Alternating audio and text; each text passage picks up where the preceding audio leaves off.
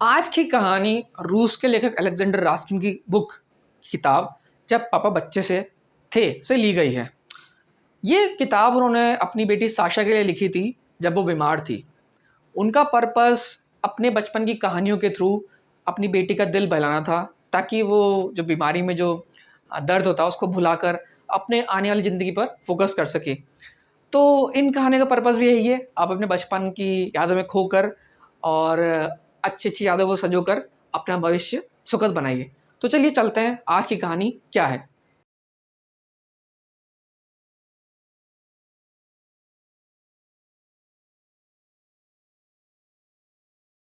जब मेरे पापा बच्चे थे, पापा ने पेशे का चुनाव किया। पापा जब छोटे थे, तो उनसे अक्सर पूछा जाता था, बड़े होकर बेटे तुम क्या बनना चाहते हो? पापा के पास हमेशा जवाब तैयार होता था, मगर उनका जवाब हर बार अलग-अलग होता था। शुरू-शुरू में पापा चौकीदार बनना चाहते थे। उन्हें ये सोचकर बहुत अच्छा लगता था कि जब सारा शहर सोता है, चौकीदार जागता है। और उन्हें ये सोचना अच्छा लगता था कि जब कोई सोया हुआ है, हर कोई सोया हुआ है शहर में, तो वह शोर मचा सकते हैं। उन्हें पक्का यकीन था कि वह बड़े होकर चौकीदार ही बनेंगे। लेकिन लेकिन तभी अपने रंग-बिरंगे हरे ठेले को लिए आइसक्रीम वाला आ गया। भाई वाह! आइसक्रीम वाला ठेले को लिए-लिए भी घुमा सकता है और जितना मन चाहे उतनी आइसक्रीम भी खा सकता है। मैं एक आइसक्रीम बेचूँगा और एक खुद खाऊँगा, पापा ने सोचा, और छोटे बच्चों को भी मैं मुफ्त में आइसक्रीम दिया करूँगा। जब पापा के माता-पिता ने ये सुना कि वह आइसक्रीम बेचने वाला बनना चाहते हैं, तो उन्हें बहुत हैरानी हुई। उन्हें ये बात बहुत मज़ेदार लगी और वे बहुत हँसे। लेकिन पापा का ख़्याल था कि यह बड़े होने का एक अच्छा तरीका है और वह इसी बात पर अड़े रहे कि यही पेशा चुनेंगे। फिर एक दिन रेलवे स्टेशन पर पापा ने एक अजीब आदमी को देखा। ये आदमी इंजनों और डिब्बों से खेल रहा था। लेकिन ये डिब्बे और इंजन खिलौने नहीं, बल्कि असली थे, असली। कभी वह आदमी प्लेटफ़ार्म पर उछलकर आ जाता, तो कभी डिब्बों के नीचे चला जाता। वह कोई बहुत ही अजीब और मज़ेदार खेल खेल रहा था। पापा ने दादा से पूछा, "ये कौन है?" दादा ने कहा, "ये शंटिंग करने वाला है।" बस पापा को पता चल गया कि वह क्या बनेंगे। बस सोचो तो, अब तो वह रेलगाड़ी के डिब्बों की शंटिंग करेंगे। इससे भी ज़्यादा दिलचस्प और क्या हो सकता है? ज़ाहिर है और कुछ भी नहीं। जब पापा ने कहा कि वह शंटिंग करने वाले बनेंगे, तो किसी ने उनसे पूछा, "भाई, लेकिन आइसक्रीम बेचने का क्या होगा?" यह सचमुच समस्या थी। पापा ने शंटिंग करने वाला बनने की सोच ली थी, मगर आइसक्रीम बेचने का रंग-बिरंगा हरा ठेला भी वह नहीं गँवाना चाहते थे। आखिर उन्होंने एक रास्ता निकाल लिया। मैं शंटिंग करने वाला और आइसक्रीम बेचने वाला दोनों बनूँगा। हर किसी को अचंभा हुआ, लेकिन पापा ने सारी बात को अच्छे से साफ कर दिया। इसमें क्या मुश्किल है? आइसक्रीम मैं सुबह बेचा करूँगा। इसमें क्या मुश्किल है? आइसक्रीम मैं सुबह बेचा करूँगा और आइसक्रीम बेचने के बाद मैं स्टेशन चला जाया करूँगा। वहाँ मैं कुछ डिब्बों की शंटिंग करूँगा और फिर जाकर कुछ आइसक्रीम और बेच आऊँगा। इसके बाद मैं फिर स्टेशन चला जाऊँगा और कुछ डिब्बों की शंटिंग कर लूँगा और इसके बाद जाकर कुछ आइसक्रीम और बेच दूँगा। इसमें ज़्यादा मुश्किल नहीं होगी, क्योंकि अपना ठेला मैं स्टेशन के पास ही खड़ा करूँगा और इसलिए गाड़ियों के लिए मुझे ज़्यादा दूर नहीं जाना पड़ेगा। इसमें ज़्यादा मुश्किल नहीं होगी, क्योंकि मैं अपना ठेला स्टेशन के पास ही खड़ा करूँगा और गाड़ियों से मुझे दूर भी जाना नहीं पड़ेगा, तो मैं दोनों काम आसानी से कर लूँगा। हर कोई फिर हँस पड़ा, दादा लेकिन दादा दादा भी हँस पड़े और पापा गुस्से में आकर बोले, "अगर तुम मेरी हँसी उड़ाओगे, तो मैं साथ में चौकीदार भी बन जाऊँगा। आखिर रात में करने को कुछ होता भी क्या है?" सभी कुछ तय हो गया।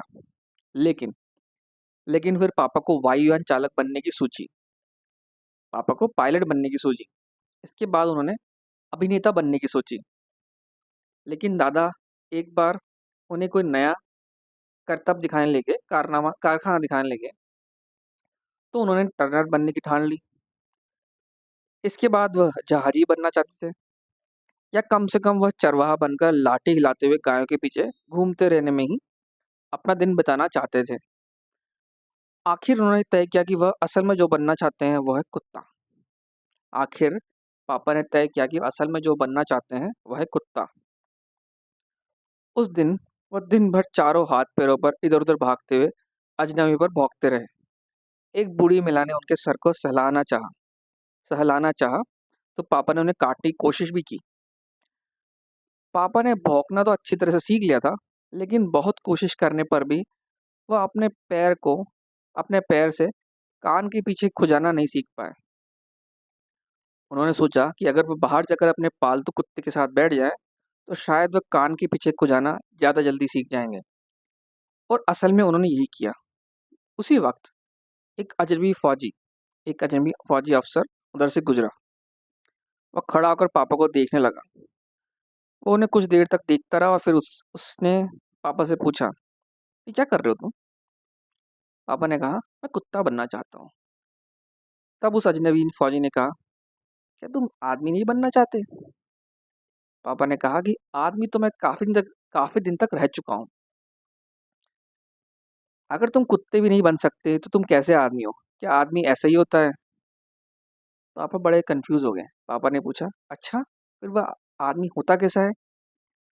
अफ़सर ने कहा, "इसके बारे में तुम अपने आप सोचो।" यह कहकर वो चला गया।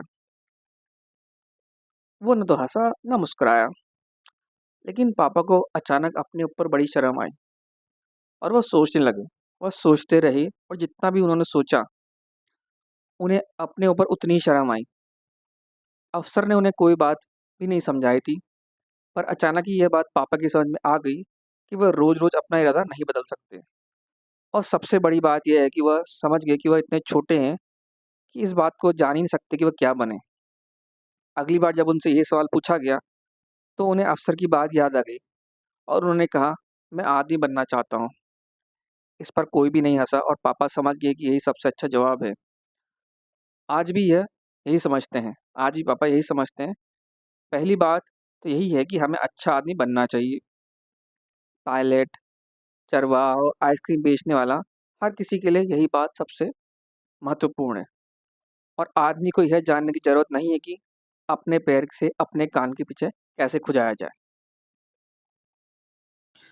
आपको अगर आज की कहानी पसंद आई हो, तो इसे दूसरों के साथ शेयर कीजिए। अगर आपके पास भी ऐसा कोई अनुभव है, जो आपने इस कहानी को सुनते टाइम महसूस किया, तो इसे कमेंट बॉक्स में शेयर कीजिए। और आने वाली ऐसी ही कहानियों को सुनने के लिए मेरे चैनल्स को सब्सक्राइब कीजिए। धन्यवाद।